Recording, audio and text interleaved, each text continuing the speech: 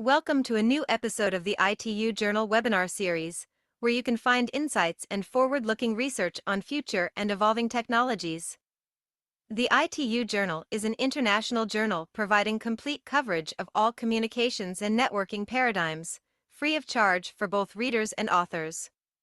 This publication considers yet-to-be-published papers addressing fundamental and applied research, building bridges between disciplines, connecting theory with application, and stimulating international dialogue.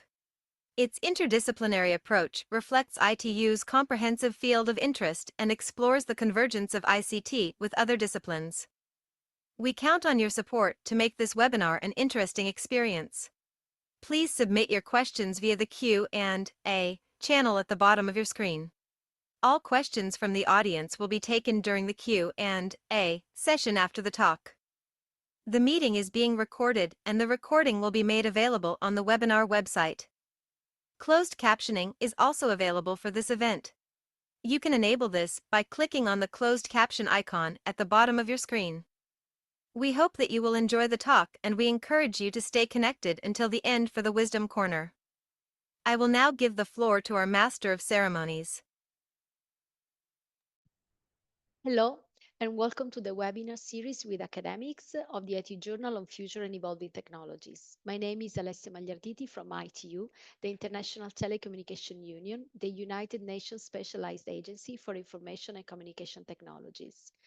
It is my pleasure to open our 8th webinar of the season with Professor Emil Björnsson from KTH Royal Institute of Technology from Sweden. Please submit your question via the Q&A channel. We will address them to our speaker during the Q&A session. After the Q&A session, as just announced by our avatar, I will moderate the Wisdom Corner, live life lessons. So please stay online. Our speaker agreed to a personal chat. He will share with us some lessons learned over the years that might perhaps be useful for some of you. I'm very pleased to introduce Professor Ian Akilditz, Editor-in-Chief of the IT Journal and founder and president of Truva from the United States. Professor Akilditz is Ken Byers Chair Professor in Telecommunications Emeritus at the Georgia Institute of Technology. He has established many research centers worldwide, including South Africa, Spain, Saudi Arabia, and Finland. He's editor-in-chief emeritus of impact factor journals and at the top of the most prestigious international rankings, highly cited, visiting distinguished professor in several universities around the world. His current research interests are in 6G wireless systems, terahertz communication, metaverse, and communication in challenged environments. Professor Akilditz, the floor is yours for your introduction, for your welcome remarks, and to introduce our speaker. Thank you. Thanks a lot, Alessia. Distinguished guests, esteemed colleagues, and honored participants, good morning, good afternoon, and good evening, wherever you are joining us from across the globe. From the vibrant city of Izmir, which is on the Aegean coast of Western Turkey, we extend a warm welcome to our distinguished international audience. It is both an honor and a privilege to inaugurate Season 4, Episode 8 of the ITU Journal on Future and Evolving Technologies, in short form ITU JFET webinar series. This season, we continue our tradition of excellence and innovation, bringing together an unparalleled assembly of visionaries and pioneers shaping the future of technology, in particular wireless technology. Today, we are exceptionally privileged to host one of the most renowned researchers in his generation in our field, Professor Emil Björnsson, whose groundbreaking contributions have redefined the frontiers of wireless communications, signal processing, and intelligent networks. Before we proceed, let us take a moment to reflect on the vision, impact, and transformative mission of our journal.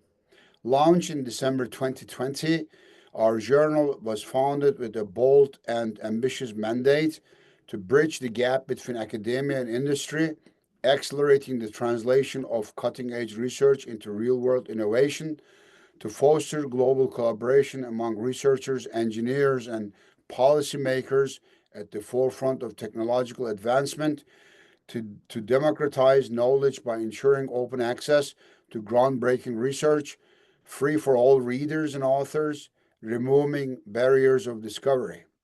Every submission to our journal undergoes a rigorous double blind peer review process, upholding the highest standards of academic integrity, relevance, and impact. Our journal not only emphasizes theoretical excellence but also prioritizes practical applicability, ensuring that today's research shapes tomorrow's technological landscape. The remarkable growth and influence of our journal will not have been possible without the unwavering dedication of an extraordinary team. We extend our deepest appreciation to Sizo Ono-san for visionary leadership and strategic direction, Bilal Jamousi for fostering global partnerships in innovation, and our ladies Alessia Magliarditi, Erika Campilongo, and Maria Otero and Maria Cherbankova for their relentless commitment to operational excellence and editorial rigor. To the countless contributors, reviewers, and thought leaders who have shaped our journal into the premier platform it is today, we thank you. We invite researchers and industry pioneers and emerging innovators worldwide to contribute your pioneering work to our journal. Whether you're advancing AI driven networks, quantum communications, next generation wireless systems, or sustainable technologies, to name few, your research belongs to our journal. Additionally, we welcome our proposals for special issues on emerging and disruptive technologies. If you have a vision for a thematic collection that pushes boundaries, let us collaborate to bring it to life. I'm also thrilled to announce that our journal has been officially indexed in the Director of Open Access Journals, in short form DOAG, a landmark achievement that expands our global influence and reaffirms our unshakable commitment to unrestricted knowledge dissemination. As we stand in the nexus of discovery and transformation, our journal remains committed to illuminating the path forward where innovation meets impact and ideas become reality. Thank you again for joining us on this journal. Now I present you our webinar speaker, Professor Emil Bjornsson. Emil is a distinguished researcher and academic leader in wireless communications, signal processing, and multiple antenna systems. Emil is renowned for his groundbreaking contributions to 5G, 6G technologies, massive MIMO, and our common interests, especially reconfigurable intelligent surfaces. Through that, we got in close contact with Emil, and we have been in close contact since then. And he also gave a keynote speech in last year's Balkan conference, for which I'm also thankful again. An IEEE Fellow, Wallenberg Academy Fellow, Claret highly cited researcher. Emil is also a passionate science and communicator, hosting the popular Wireless Future podcast and a YouTube channel.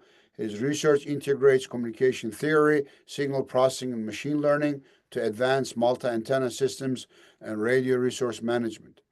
A strong advocate for open science, he has authored 4 influential textbooks and released extensive simulation code to foster reproducible research. Emil received his PhD in telecommunications from KTH, Royal Institute of Technology, in Stockholm in Sweden in 2011, and conducted his postdoctoral research at Central Spedec, France, and Alcatel-Lucent Chair on Flexible Radio. He became a professor at Linköping University, I hope I'm right, K pronounced as she, Linköping University between 2014 and 2022, and then he became professor and chair at the KTH Royal Institute of Technology in 2022. Emil received many awards from prestigious organizations. In particular, he received the IEEE Fellow Award 2024 for his work to multi-antenna communications as well as reconfigurable intelligent surfaces. He received many prestigious awards like IEEE Fred Ellersig Prize Paper Award 2022, IEEE Signal Processing Society Best Paper Award in 19 and 22, and most prestigious grant, which is ERC from Belgium, European Research Council, consolidated grant for his Reconfigurable Intelligent Surfaces research in 2023, and IEEE Marconi Prize Paper Award 18 and 22, and EuroSIP Early Career Award 2019. Wow, bravo, very impressive, really. And IEEE Stephen O. Prize, Rice Prize in 2024, again from the IEEE Communication Society, and many other accolades from IEEE Comstock Signal Processing Societies, and many more. His significant research contributions are in the areas of massive MIMO, in particular foundations to 5G and 6G networks for his theoretical frameworks and practical implementations of massive MIMO, and of course, reconfigurable intelligent surfaces, as I mentioned a couple times before, and signal processing wireless communications for designing cutting edge algorithms. And Emil also authored the seminal textbook on massive MIMO networks in 2018, which is widely adopted in academia and industry. He maintains an influential digital presence, as I mentioned to you, through his podcast and YouTube channel, educating researchers and engineers through his blogs and YouTube channel and open access publications, as I mentioned before. And Emil's work bridges theoretical innovation with real-world applications, shaping the evolution of 5G, 6G networks, smart radio environments, and sustainable wireless systems. His research continues to define the future of global connectivity. So as you see, it's a very long bio, but I'm proud that I can read and share with you. Dear Emil, it's our great privilege to welcome you here today. Ladies and gentlemen, please join me and our team in extending a warm and enthusiastic welcome to our distinguished speaker, Professor Emil Björnsson. Emil, it's yours. Thank you again. Thank you very much for inviting me to this seminar series and for organizing this. This is really great to see that also there's so many people online that take time to listen to my presentation here today. So I would like to talk with you today about reconfigurable intelligent surfaces, but try to twist it a bit around and ask the question, should we be afraid of uncontrolled or malicious reconfigurable surfaces? And this is a collection of some research and work and insight I've been gathering over the last few years, together with a large number of different researchers. And you can see a list of some of them at the right-hand side here, and some of my funding agencies that have enabled me to really spend time trying to understand this technology. So to try to first give a little bit of context to what we are talking about, the wireless infrastructure have been evolving over decades, but for maybe the first 4 decades of cellular technology, we typically had this kind of tall sector antenna that are supposed to cover a certain distance from a base station and a 120-degree sector.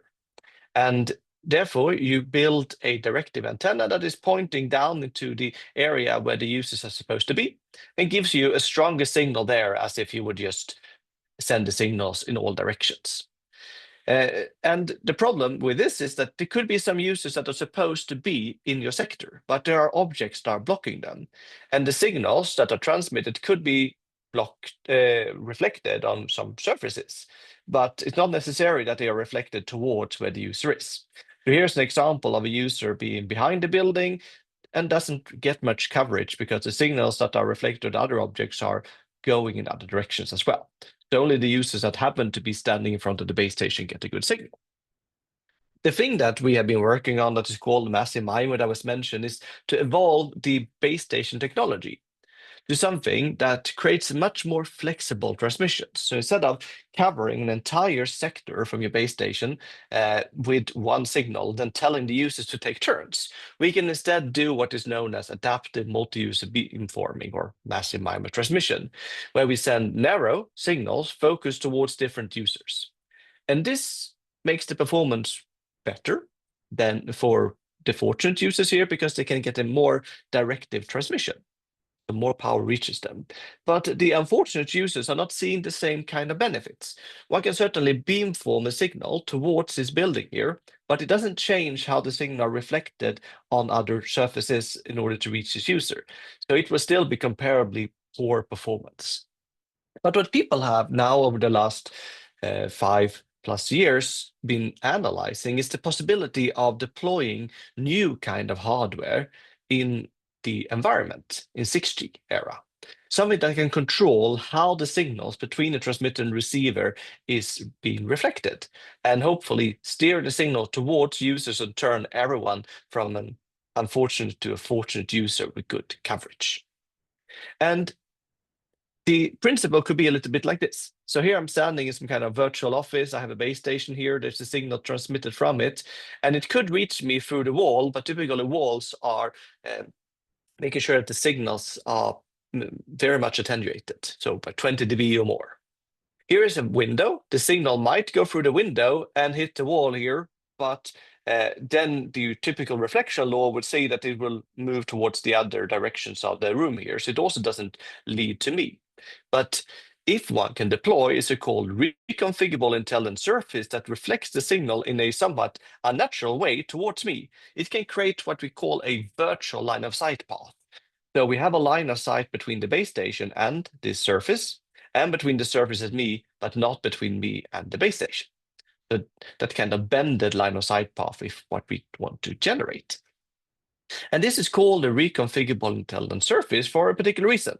It's a surface, two-dimensional, with some array of elements that we can control. And it's intelligent because we can real-time program. And it's reconfigurable because it's certain properties in the surface that we can change in order to control this kind of reflection behaviors. And the first time I heard about this technology, I was thinking that this is too good to be true. We can't really achieve this in any time soon.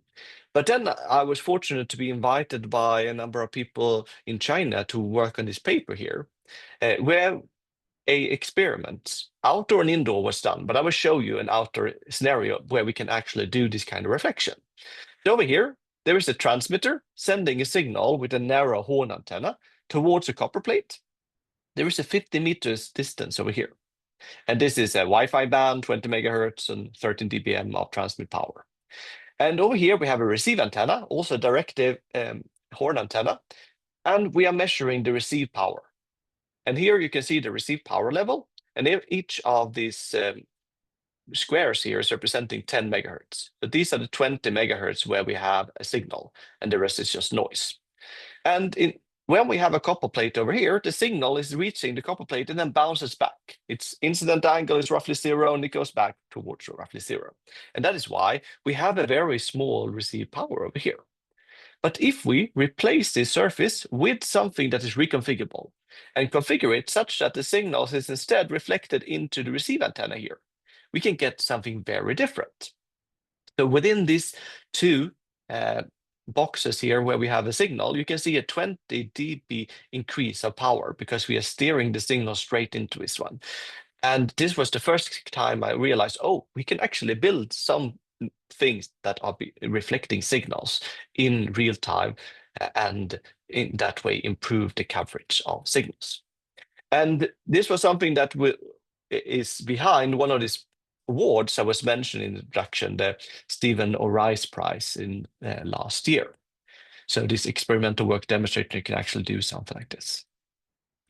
So in order to try to tell you how these reflections are happening, let's take a step back and figuring out how beamforming is being done. So if you would like to transmit in a controllable direction without rotating a transmitter, you can have multiple antennas that are sending the same signal. If you send them the same signal at the same time, it will be propagating over there. And at some places, you will get constructive superposition of the signal, and at some places, you will have destructive. In this case, you can see how the wavefronts are sort of lining up upwards and are cutting each other in that case. So we will get the constructive superposition upwards on the screen. And that means that if each of my antennas are sending a signal that is equally strong in all directions, if I start to measure the received power at different angles, but at the same distance from my transmission, I will actually measure that the signal is strong upwards and weaker toward the side. So I'm creating a directed signal over there, and that is beamforming. If I now want to adapt in what direction the beamforming is done, well, I want the signal to go upwards towards the right here. Then I take my two antennas and I transmit the same signal, but I delay the signal on the second antenna here in the following way. And then you can see that the superposition is happening in a different direction. This is where the wavefronts are lining up, upwards to the right here. And if I once again start measuring the signal power at the same distance but at different angles, you can get the beam pattern, in this case looking like this, where my directivity is going upwards. This is what you can do with an antennary. Send the same signal but with different phases or delays, and in that way steer in which direction the signal is happening. And mathematically, you can analyze this with some array signal processing tools. So if a plane wave arrives towards my three antennas here from a particular angle, which we call phi, then if I use my first antenna as some kind of phase reference, then the signal has to propagate an additional distance to reach the two other antennas. To reach this second antenna here, it needs to move a distance of 2 times delta, which is separation between the antenna. So 2 delta is the separation between the first and the third antenna here. And the sign of the angle is saying the extra distance you have to move over here. And if you take this, you divide with the wavelength or multiply with 2 pi, well, then you get the extra phase shift that will be happening. And if I receive the signal and I would like to extract the energy from it, I can first collect this phase shift in a vector, and then I want to compensate for these phase shifts. So I take the phase shift and I multiply with the same one, but the plus sign, and then I add them up, and all of a sudden I have a 3 times stronger signal. If we would take the same phase shifts and create the signal, multiply with those phase shifts that I had during the reception before, and send the signal from my 3 antennas. One might think that, oh, I got this phase shift when I received the signal, and now I'm going to transmit, so then the signal will go up towards where it came from. But it's actually the opposite thing that is happening, because when I'm assigning phase shifts in the hardware, I'm getting the opposite. I'm compensating for the opposite phase shift over there, and the other way around here. So if I had phi here, I get minus phi here as my angle. So if I'm sending a signal from a number of antennas with this phase shift, the signal will go up towards the right here. And now you might be seeing what I'm after. Reflection can be modeled in a similar way. If a signal comes in from a certain direction and we receive the signal at our antenna, and then we send it out immediately directly with the same phase shift, the signal is going to leave in the opposite direction, just as we are expecting from Snell's law for reflection. And so if we now would like to control the reflection that the signal going on, for example, maybe I want the signal to go roughly back to where it came from, then we know that, okay, my signal is received with some different phase shifts here. And then I have some specific phase shift that I want the signal to have with the plus sign and a particular angle here that I want the signal to go towards. And I need to then, in the hardware, make sure that the signal has a phase shift and should get a certain phase shift. So I need to sort of remove the phase shift that it had by a plus sign here and add the new phase shift that I want. So if I do that with my signal, I receive it, I phase shift it in a particular way, I can get the signal to be reflected in an angle that I want. Very similar to this adaptive beamforming concept. So is there some piece of hardware that can do that? Well, yeah, first of all, you should remember this needs to be only done modulus 2 pi, so we don't need to compensate for just any rotation. Well, this reconfigurable intelligent surface, it can do this. So it is consisting of a number of different small elements, and the coloring that I'm showing here is illustrating different phase shift between 0 and 2 pi, representing that we want to change the phase shift in a particular pattern in order to get the signal from one direction and reflect it in another direction. So how do we build something like that? Well, here's the prototype that I was showing you some demo from before. So it contained contains 20 rows and 55 columns, which leads to roughly 1,000 elements. It was for 5.8 gigahertz, and if you zoom in on one of these elements, it is consisting of 2 varactor diodes and some dielectric substrates, and then you are placing different voltages on these diodes. And the bias voltage, so the difference between them, is determining how the element is behaving. And there is something called the reflection coefficient that tells us what amplitude and phase that the signal is going to get before it is reflected again. So it is the impedance in the circuit minus the impedance of the surrounding air. And then we have the sum of the two things in the denominator. So for this design that we had, this is how the amplitude and phase response behaved. So we designed this for the 5.8 gigahertz band. So this is what the pink stripe here is showing you. And then there's different curves for different bias voltages between the two diodes. So depending on what bias voltage we're having, we get some different amplitude responses, but you can see that the vast majority of the signal are being reflected regardless of which of the configuration we're having. The important thing is that we can phase shift things. So we have different curves here that within the band of interest, we can start with 0 voltage difference between the two diodes. Then we have a phase shift of roughly, say, minus 120 degrees. And then as we increase the bias voltage, we are increasing the phase shift up towards some plus 120 degrees. So we can phase shift the signal by different amounts by controlling this bias voltage over here. And this is then how one can design a reconfigurable intelligent surface. So the point then is that we have roughly constant amplitude within our band, and we have a line here inside, like a straight line within the interval of interest here. So we have a linear phase system. So this is just like a delay system. This is what our surface is going to do. So a tunable time delay that we can use to steer in which direction the signals go.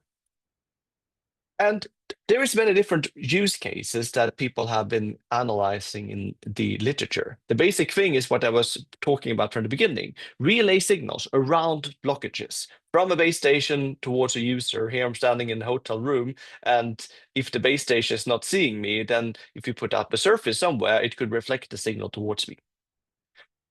If you have a multi-antenna transmitter and a multi-antenna receiver, and there you have a direct line of sight path, but there are also some objects that could scatter the signal. They might typically not scatter the signal in a way that leads to a strong path that is comparable to the line of sight path.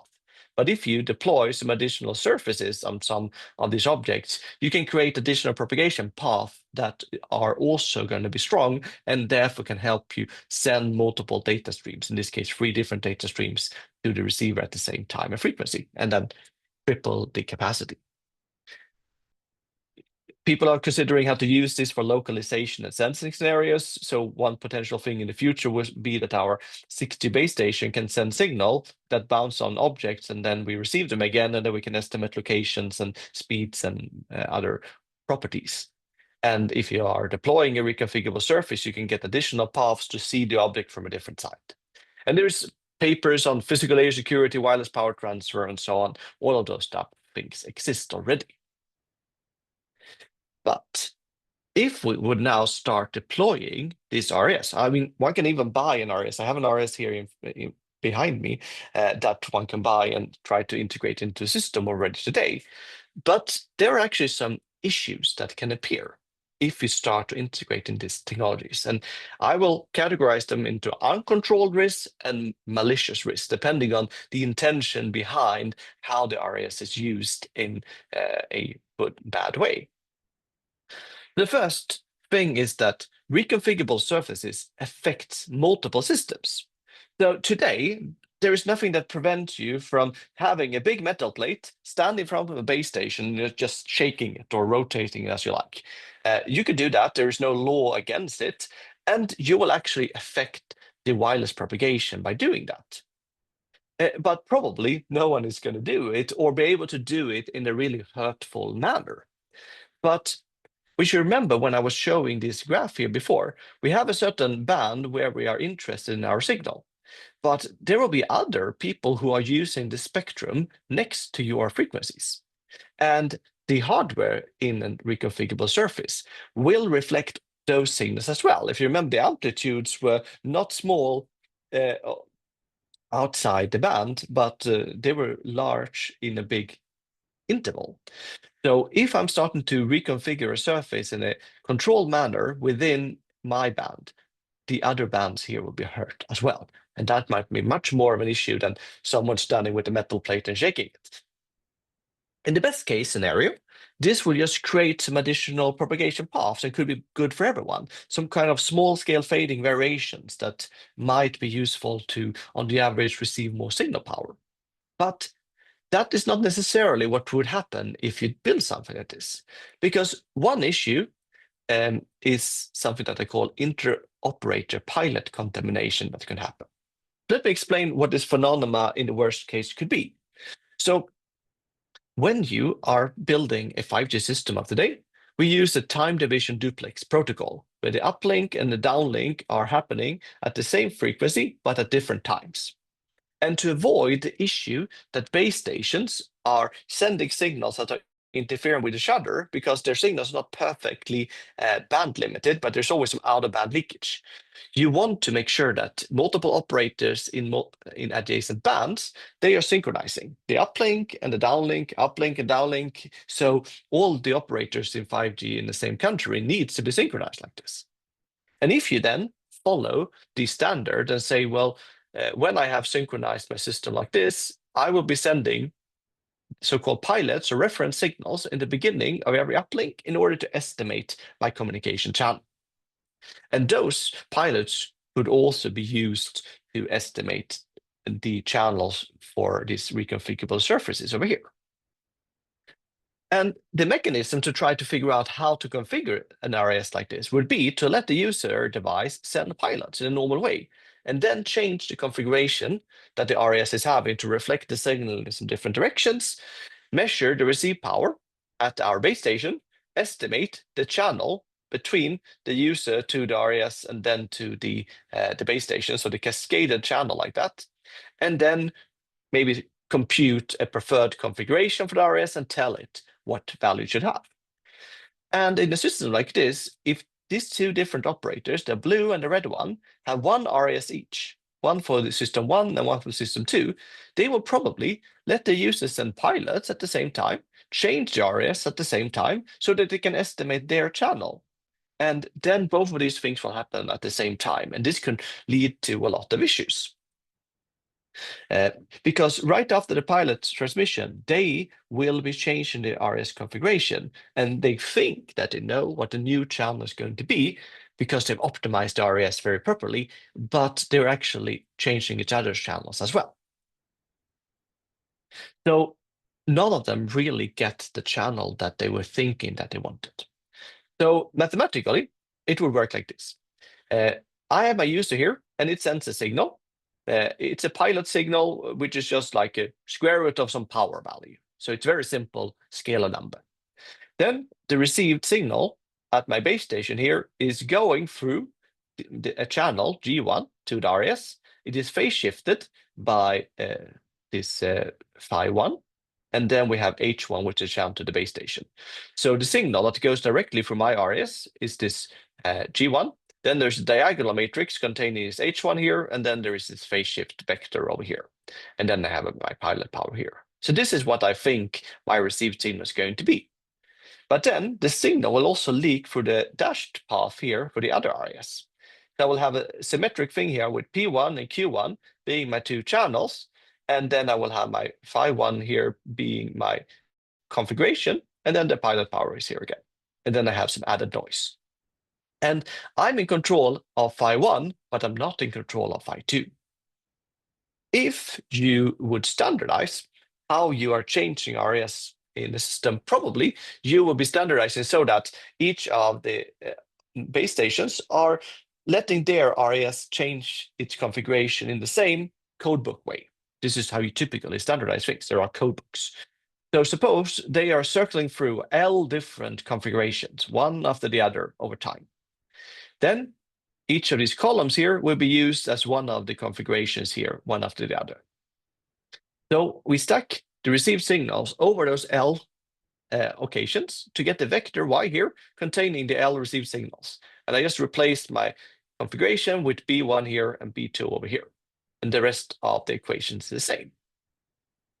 Now, based on this YP1, you probably would like to estimate some channel. For example, suppose we are interested in G1 channel here. H1 might be known because we know what the base station RS is, so maybe it is constant. If I would like to estimate G1, with the so-called least square estimator, I would like to invert everything that is in front of G1 here. So what do? I take this diagonal matrix and I multiply with inverse of it. I also multiply with the pseudo-inverse or inverse of B1 like this. I divide with my pilot power and I get this part here. And if I do this multiplication, I will get G1 on itself. I will get my noise with some scaling factor, but also this additional path through the second RS will be affected. So here I will get the product between the configuration matrix that the other RS is using and mine. And this is where things are colliding. And then the interesting thing here is that it is all my pilot power. So my pilot is going through both of the RS. There is no interference that is leaking between the two different bands in my model here. It's just the fact that the other operators is changing its RS. That means that B2 is changing. If we now try to evaluate some kind of estimation performance, we often are using the normalized mean squared error as our performance metric. And we can change our pilot power like this, and we have a few different curves here. The blue one is if these configuration matrices that are used for the RS for operator 1 or operator 2 are having an inner product like this, which is 0. Or if they're exactly the same because they are taken from the same code book, we will get the red curve over here. And if the signal to noise ratio is low, we have a very poor channel estimate, and there is no difference depending on which of these cases we have. But at normal SNRs, where you would get a normalized mean squared error that starts to be small, well then, if the systems are not interfering with each other, we get a normalized mean squared error that goes down to 0. While if they're interfering with each other, we have an error floor, a mean squared error floor, which is a dashed value over here.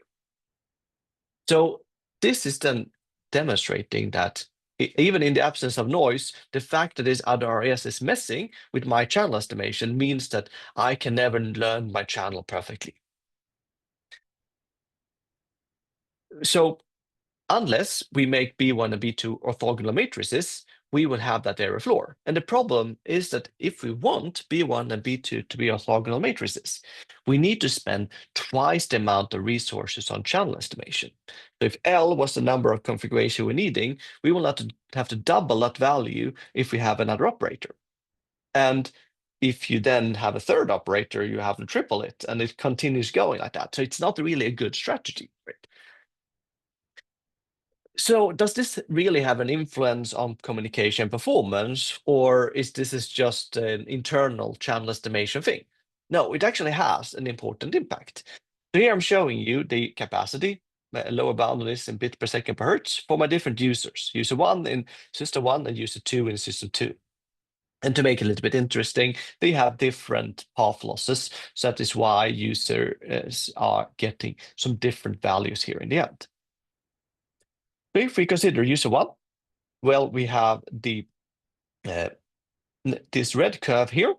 If they use the same B matrices for their RS configurations. So then we have the error flow here, and we are having an upper limit.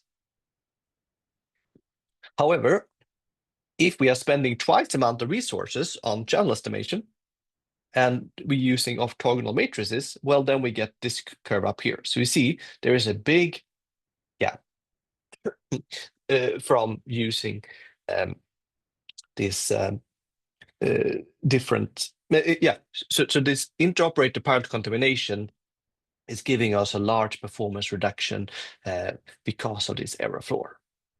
This is definitely an issue.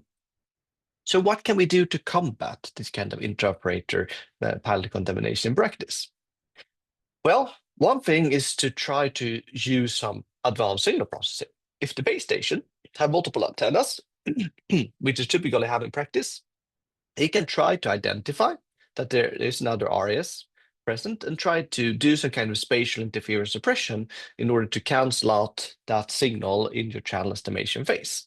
It is not so easy, to do, but it could be done, and we have some early works where we try to address the type of thing. But this is, of course, just only one step towards a solution. Another option would be to try to make the RAS hardware a bit more improved. For example, we were considering this graph here, where we said this is the band of interest. Here is the amplitude response that I'm having with different bias voltages. And you saw that what I have on the sides here is not small. So that's why we are reflecting signals outside our band as well. But if we can assign some kind of spectrum mask here, so we say that my hardware is only allowed to reflect signals with a much smaller amplitude outside my band, well, then maybe the whole problem will go away for the hardware design.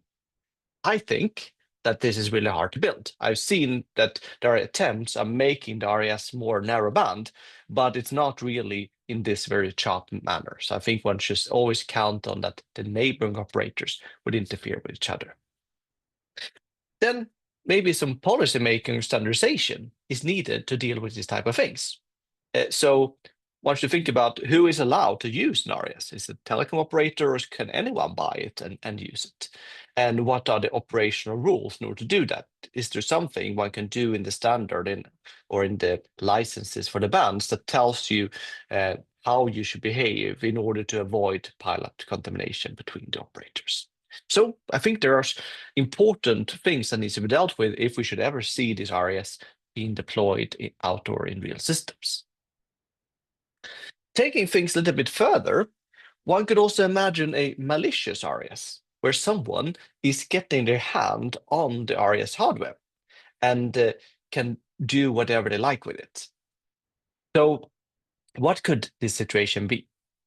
Well, one can think about all different options. Maybe you just want to stop reflecting the signal at all in the system. But we were thinking that if you are being a hacker that controls the computer that controls the RAS, you might want to mess with the system and not bring down everything. You just want to mess with some parts of it so that you will be undetected.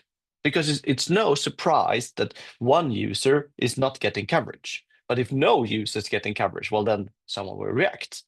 Here is a setup with a multi-antenna base station, an RAS, and multiple users. And for whatever reason, the hacker decides on, I would like to bring down the performance for user one. And therefore, I would like my RAS to try to make the performance really bad for this user. But if there are multiple users, I can keep providing good performance to these users. So the goal is remove one UE from survey and not being discovered at all, so have minimal effect on the other users. So what we are doing is like start with a single user case to understand that one.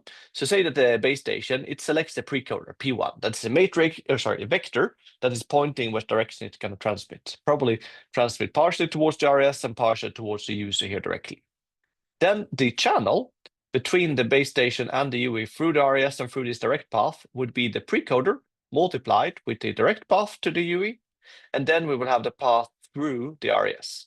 So here we have the matrix HT, we have the precoder, and then we have a diagonal matrix describing this channel between the UE and the RAS. And then we have the RAS configuration over here. We will introduce this notation HS1 for this part, which is a scalar, and we have this vector here, H1 permission, because these are going to be constants in the given scenarios. We can only control this. If we take the absolute value square of this thing here in order to say, well, how can we make this large or small? Well, then we can describe this absolute value square in this following form, where we take the psi vector, and then we add an extra 1 at the end to represent that, oh, what if they were multiplied with a 1 over here?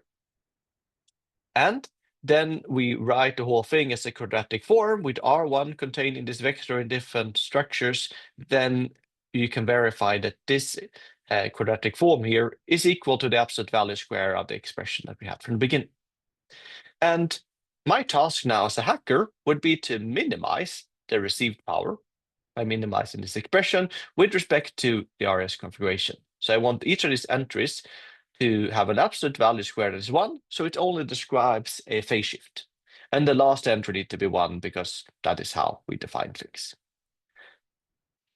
It turns out that this problem have an interesting solution. The conventional thing that a lot of people are doing is to solve this problem, but with the maximization here instead, in which case you would like to first pick your configuration vector to be aligned with this channel here. So you make this absolute value square of it to be as large as possible.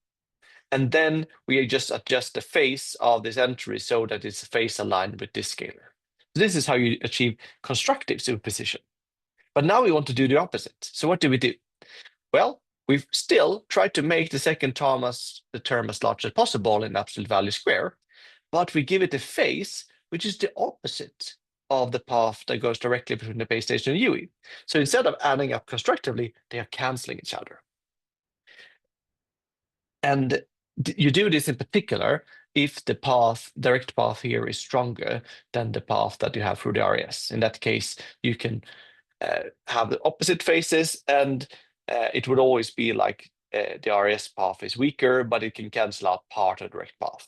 But if it's possible that the RAS path is stronger than the direct one, well, then you can actually find a configuration where the two terms becomes exactly the opposite of each other and cancel out each other perfectly and getting a 0. So then the UE will have no receipt power at all. One can take another step and say, okay, now I have more users and I want those users to get a decent performance. So I'm not going to be detected. So then I'm extending my problem. I still want to minimize the received power for this user that I'm attacking. But for all the other users, they have a different matrix arcade describing their channels, but they have the same RAS configuration. And I would like their performance to be greater than some gamma k. So we can pick gamma k, some kind of SINR that we would like to deliver, as a fraction of the maximum value that you can have. So if you calculate, well, if we had a good system here, I can deliver a certain value. Let's give 90% of that to the user. So they feel that they are still getting good service. They're not reacting on that you have bad performance. Then this problem can be solved with some mathematical tricks. I will not go into very deep details on that, but the main point is that we could rewrite the whole thing by taking the trace of these quadratic forms, moves the vectors together and create a matrix, which should be rank 1. But if you relax that constraint, you can solve this kind of problems using some semi-infinite programming and then randomize. So if you're familiar with this semi-infinite relaxation methods, you understand what I'm talking about. If not, well, there is an algorithm and we can find this paper about how to find a decent solution to this kind of problem. So here's an illustration of what we can have. And there are 2 different scenarios depending on if this static path directly from the transmitter receiver is strong enough. So in a decently good such path, we get this scenario up here. If I have no RS, it doesn't matter how many RS element I'm having, I get the same SNR because there is no RS. If I apply the configuration on my RAS randomly, well, then it also doesn't have a big impact on the SNR of the user. But if I solve P1, the problem where that I had on the previous slide with only one user, is user 1, I can bring down the SNR substantially for the user by making sure that the path through the RAS is canceling path on my static path. And if I have a user 2 that I would like to care about, well, I can still bring down the performance for user 1, but not with as much because I still need to make sure that I have a decent performance for the user.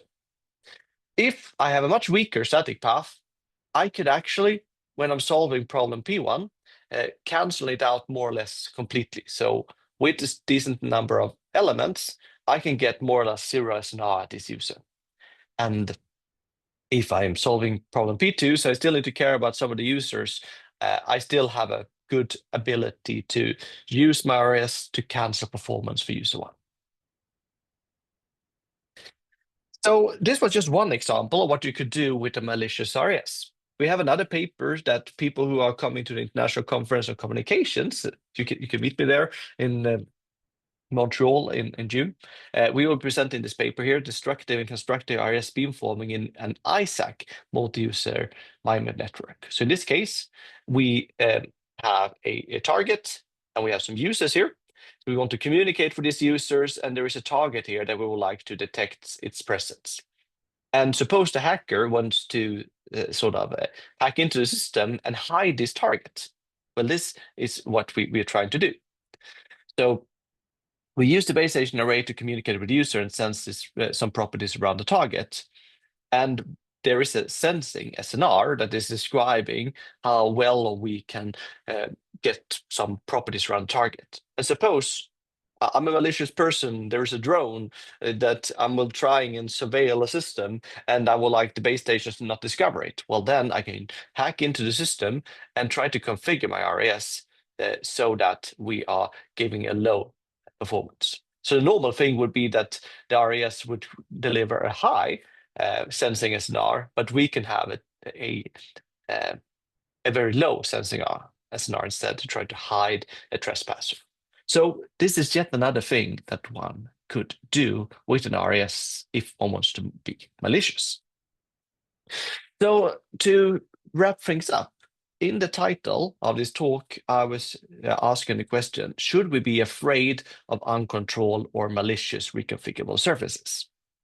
And when it comes to uncontrolled, I would say, yes, we cannot add an RAS into a system of today without defining rules about how it's used. Because it will affect the signals reflected or transmitted also in another band. Even if you are perfectly dealing with your transmissions so that you're staying within your band when you send signals, you will affect the propagation conditions in other band and mess things up like channel estimates and beamforming in these other bands. So we need to also potentially adapt other algorithms to their existence so we can deal with this. And when it comes to malicious, yes, we should also be mindful of that, because they can be used to turn off features such as not communicating with some people or hide targets, so fly under the radar. So it's really like something that could be used in a bad way. And of course, reconfigurable surfaces of some kind are already used in stealth technology. So one needs to make sure that the implementation of these surfaces are secure so that they hopefully can't be hacked, and also be mindful about that if it happens, how can we protect ourselves against this kind of issues. So with that, I would like to thank you all for listening, and I will be happy to take questions. Okay, thank you, Emil. Fantastic presentation. First of all, I have to congratulate you that you have the record number, by the way. We have like almost 90 people. This is our record the last 4 seasons. And there are some questions, and before I go through those questions, and I would like to remind the audience, unfortunately this is always happening, they do not use the Q&A box for their questions. Please type your questions into that box so that I can read them to Emil, and then also he can read them with me, and then he can answer the questions for you. So before I go to your questions, I would like to ask a more general question for Emil. I have been working on surfaces also many years. Maybe some young people don't know and don't remember that. But so the biggest problem you mentioned in your on one of your slides is this becoming a real academic exercise or academic field, that the surfaces will not find their place in existing systems. Let me back it up. To my knowledge, the RAS is not part of the 3GPP standards so far. And also in the future, like these surfaces may unintentionally amplify interference in multi-cell deployments, and also like there are some deployment regulatory issues.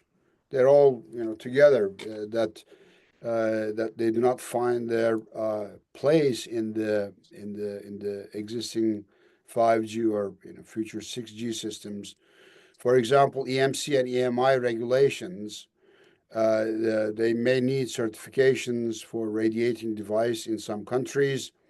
Then that there are limited standardization. For example, no unified RIS control protocol existing between vendors and network operators. Moreover, they may need dedicated control channels. Maybe it's possible or not. So these are the questions that maybe the audience, and also I would like to know your opinion.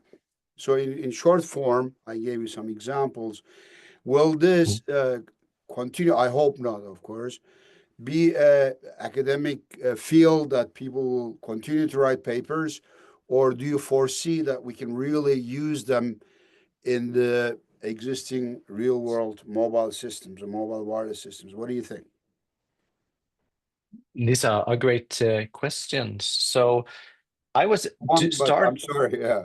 Yeah. I was starting to do research in this field with the uh, and being very skeptical towards it's actually being possible to build this type of thing. So therefore, I've been to some extent impressed by the fact that when people were able to quickly piggyback on all the works that have been done in terms of building meta surface in other communities and communication societies, and actually being able to do this kind of demo. So now I can buy equipments like the one I have next to me here. But yeah, I think the use cases is something that it has all the time been a problem here, that it is a tool that is looking for a use case.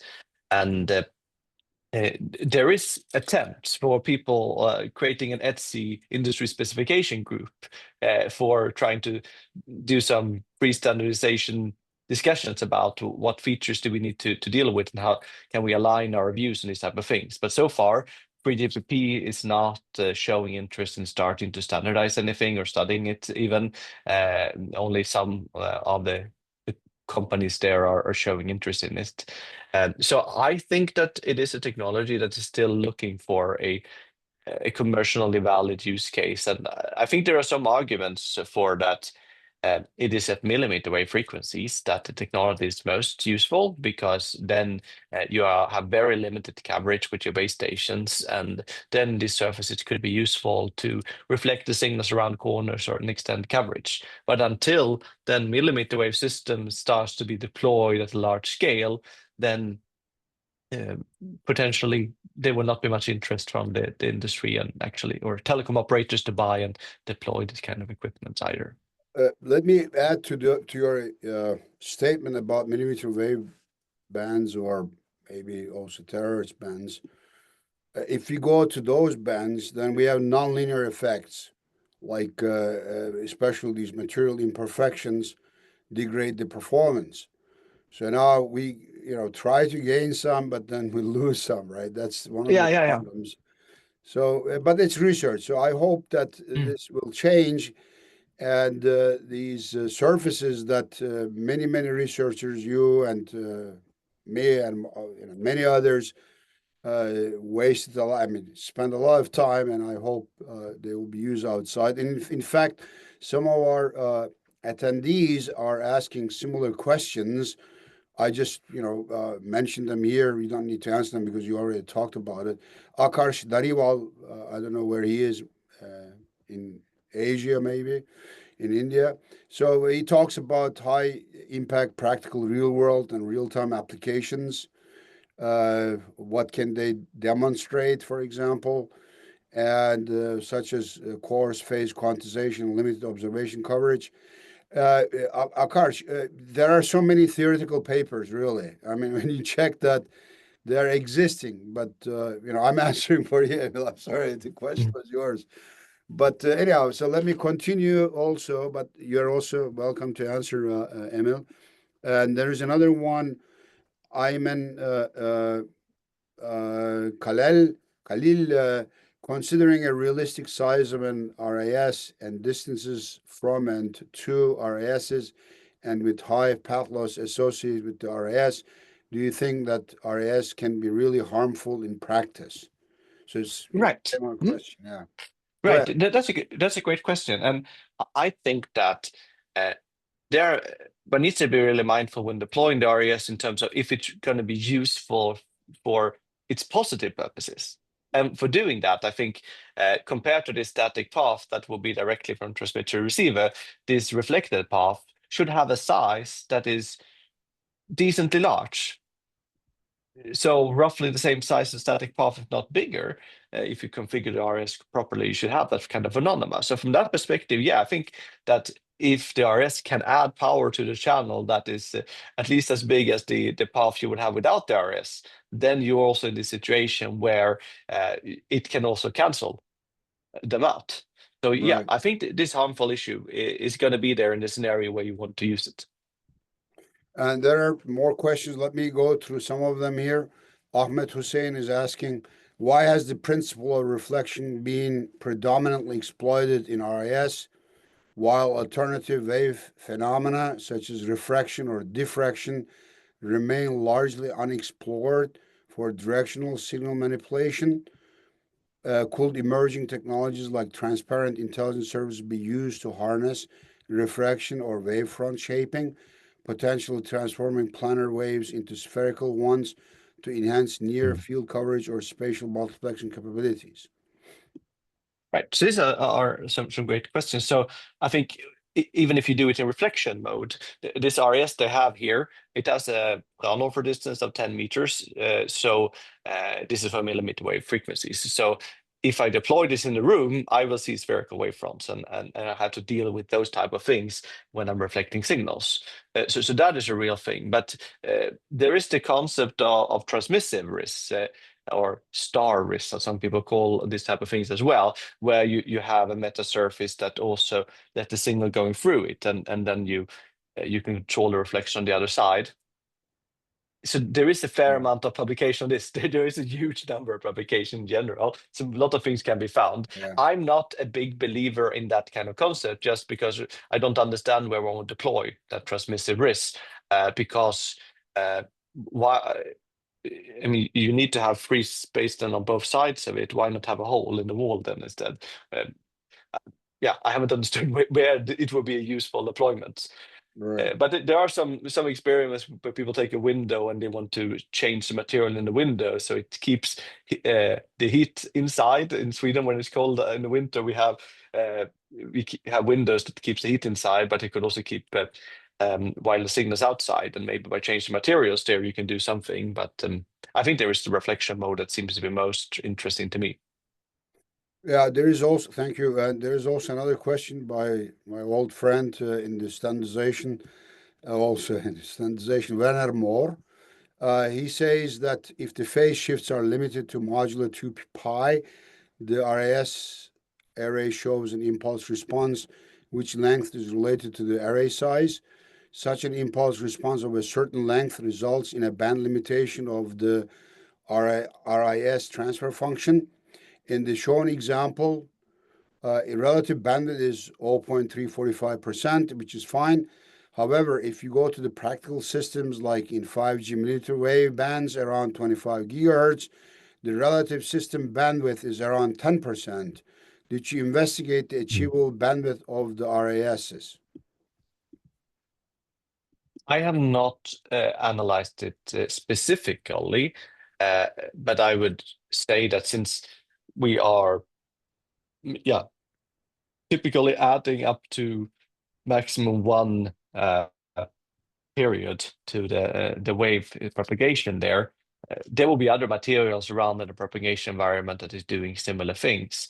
So I don't think the RS as such will add that much extra to the delay spread, but in principle, it could be that the RS is moving a path from one tap in your impulse response to the next one.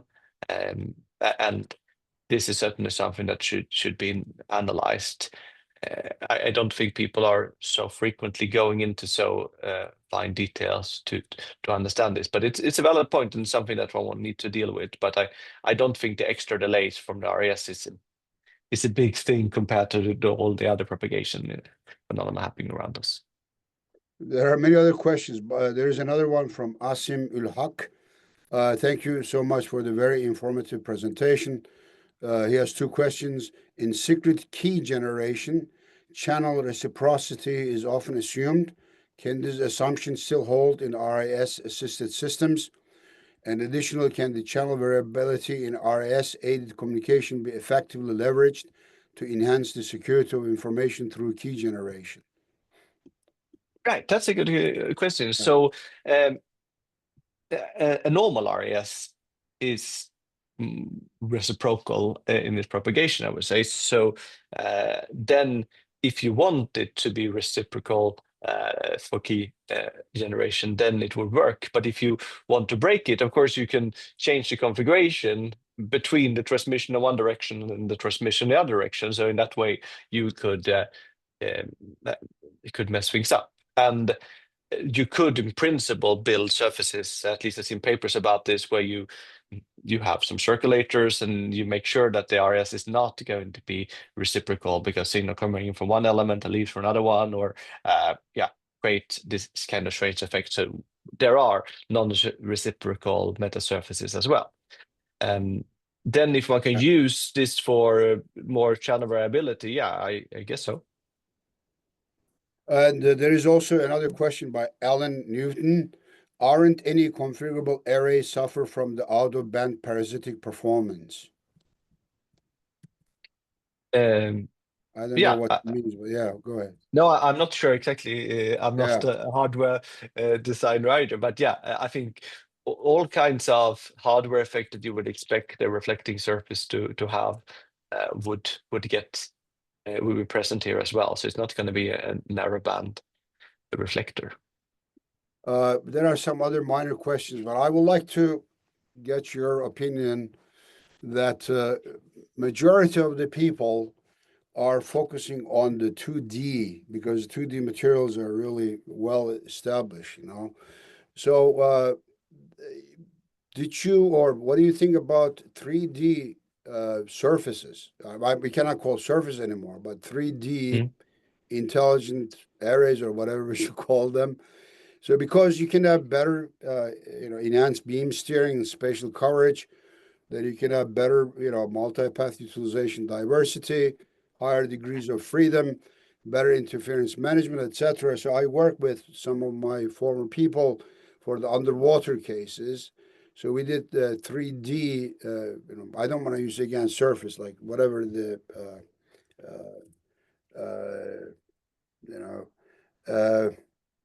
3D arrays, let's call it, right? And so, what do you think? Did you take a look at it, or did you think about it? How 3Ds can be realized, for example. Of course, there are some limitations of the existing materials, like metamaterials or graphenes. But did you ever take a look at that direction? To a small extent. So we had a master thesis project here that was considering people walking through a city, and we did some ray tracing simulations there, and then we tried out different shapes of the surfaces, not only a square but some other shapes, and some of them was also bended around materials, and we saw that some of the bended ones were better. And then we have also started to work a bit on the concept of movable antennas, but not necessarily real-time movable, but just figuring out that the shape of the array can have a very important impact on what coverage area where you get good the performance for your beamforming. So I think it should have an impact, and there is no reason why a square array would be the best thing to use. So I think this is an important topic, and that one can continue analyzing. Okay, thank you, Emil. As I mentioned to you, we had a record number of attendees. Thank you again for the excellent presentation, as well as for Q&A session. And so I would like to ask Alessia to take over. And Alessia doesn't share the questions, just for the audience. There will be some questions about Emil's life lessons, about his career, about his suggestions, recommendations to the younger generations. So, Alessia, please go ahead. And again, I repeat, this was not prepared. So, Emil doesn't know anything about those questions. So, Alessia, please go ahead. Again, thank you, Emil. I will be back again. Thank you.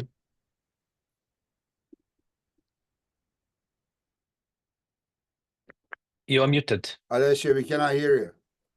Sorry. So, Ian, I was thanking you. Sorry about that. And our speaker for your excellent presentation. So let's move to the Wisdom Corner, which aims at offering a unique, special angle to this series of webinars, adding a special touch. So I would like to start with my first question to you. Looking back on your journey, what is the most valuable life lessons or even a failure you have encountered that shaped your path, and how can this lesson inspire or guide those attending this webinar?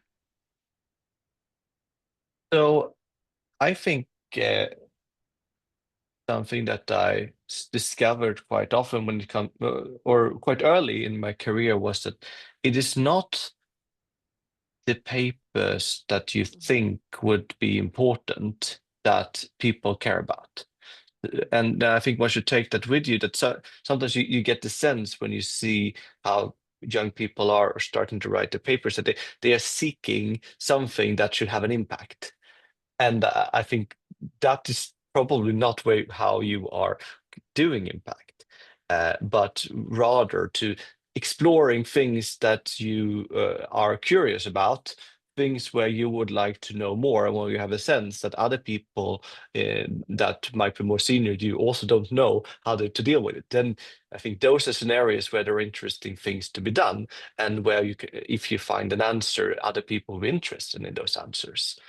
And a similar kind of thing. I mean, there's a lot of over publishing now, I would be saying, and I think a part of this is that people think that if they're publishing many papers, they will get many citations. But it's actually only a small fraction of the papers that are getting all the citations. And I think those are often the papers that people spend a lot of effort on instead of trying to send. So one could do better with fewer papers, let's say. Fair enough. And in your opinion, which areas of study in telecommunications field that has the most potential for future researchers? Is there any emerging trends or groundbreaking topics that excite you and that you would strongly recommend young researchers to explore?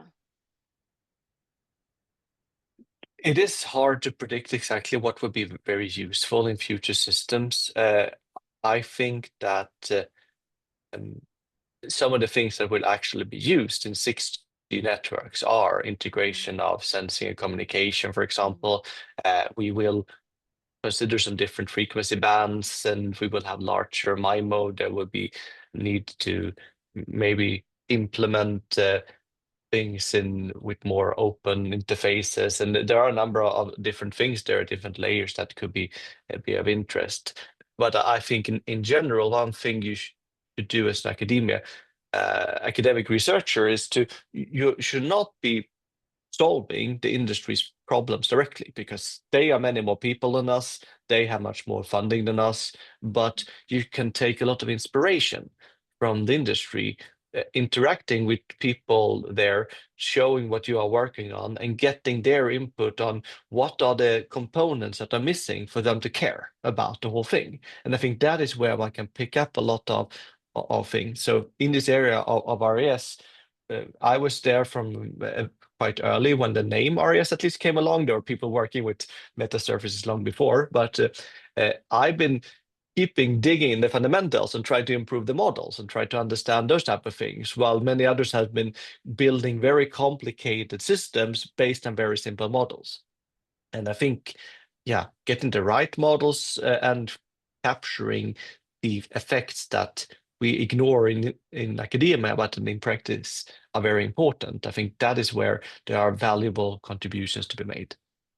Great, thank you. And what key advice, I mean, you gave already some advice, would you give to young professionals aspiring to build a career in academia or research?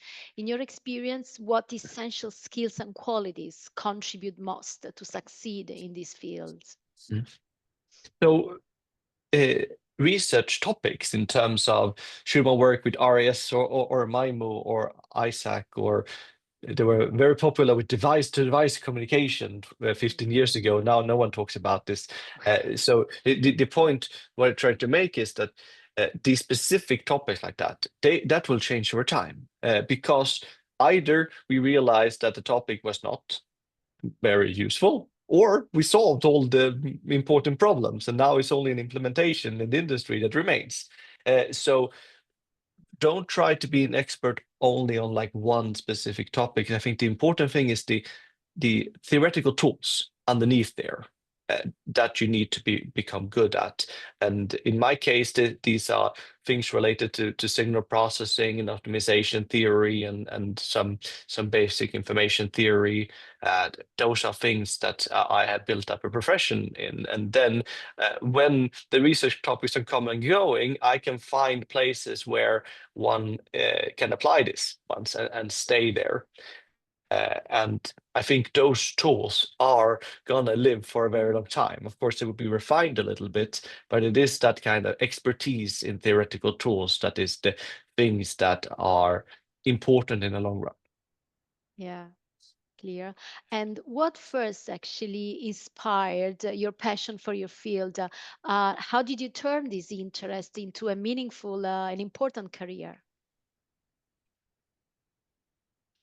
So it is a bit random exactly where ended up. I was first I was studying mathematics and wanted to find an Uh-huh. area where to apply this. It was like an applied mathematics master program, and then I became interested in the topic of signal processing. And then I contacted a PhD advisor in Stockholm, where I wanted to move to Stockholm, and I turned out that he was working with signal processing for communications. Then I kind of randomly came into there, and then I think during my PhD, it was very much about I wrote a handful of papers where I wanted to learn different tools, and then I tried to find, uh, yeah, scientific problems related to the theme that my supervisor had defined for me, where I could use those type of tools. I tried to learn things in that way.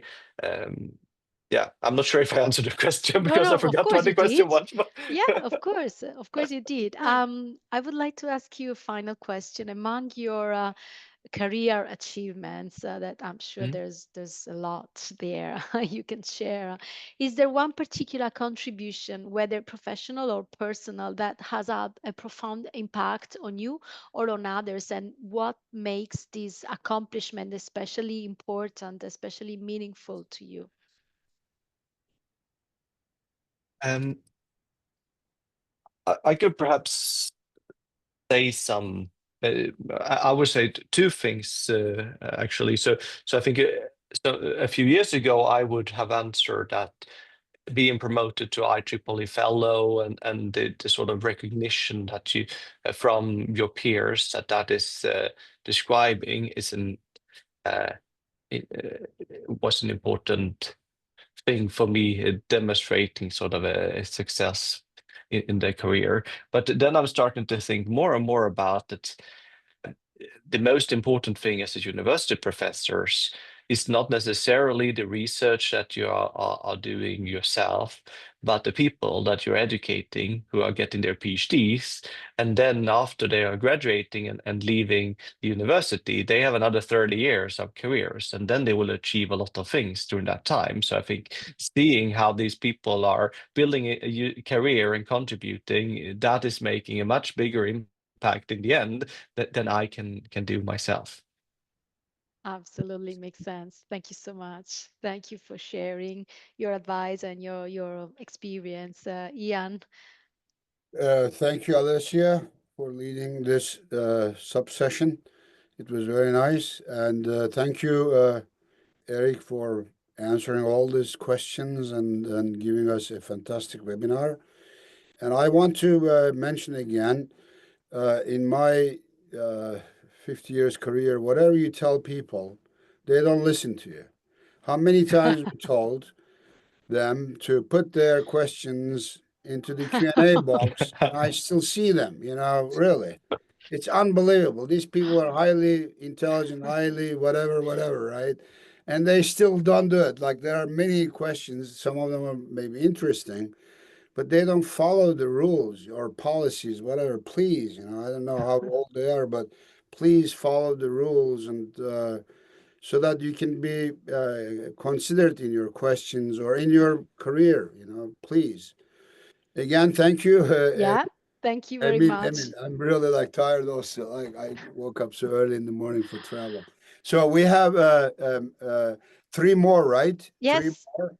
And I hope I will exactly. survive my Nepal and Bhutan trip after June 10. We have three more to go. Very interesting topics, very interesting Yes. speakers. Yeah. And we have a very good tradition, by the way. We attract always the top-notch people, really. Uh, One of them is Emily here, and also very large number of audience. I hope we'll continue this. Thank you again. Have a nice Thank you evening, so much. Thank you so people, much, wherever you everybody, for are. attending. Thank you, Wherever you're, Professor yes. Bio. Thank Thank you. Thank you. you. Bye Bye. Ciao, bye. ciao. Thank you. Bye. Bye, bye, Thanks. bye. Thank you.